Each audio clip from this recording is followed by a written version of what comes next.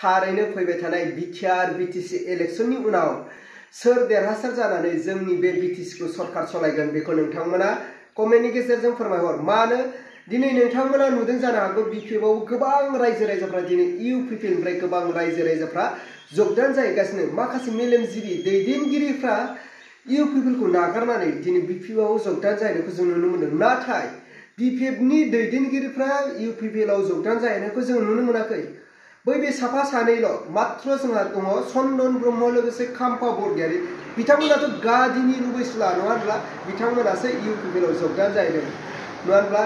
आरो जोंहा थांनाय सानसे सिगां जोंहा कंग्रेसनि गर्जन मुसाहारि साराबो गावनि गादिनि थाखायसो बिथाङा इउपिपिएलआव जगदान जाहैदों। अब्ला जोंनि दैदेनगिरिफ्रा जोंनि बर' हारिखौ मोजां मोनग्रा बर' हारिनि थाखाय खामानि मावग्रा अनलि वान हाग्रामा महिलारि सार थामहिनबा बिपिएफ सरकार मिथिबायना?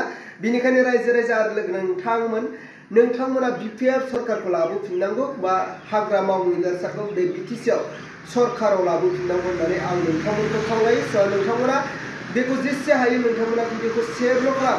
लाइक होआबाबो जेबो नङा, कमेन्ट खालामाबाबो जेबो नङा, मात्र भिडिअखौल' शेयार खालाम। मात्र बिपिएफआ सरकाराव फैनांगौ रायजो राजा आरो लोगो नोंथांमोन। मानो होनोब्ला नोंथांमोननि बे शेयारजोंनो बिपिएफआ सरकाराव फैगोन। अब्ला बेखिनियावनो नोंथांमोना भिडिअखौल' शेयार खालामदो।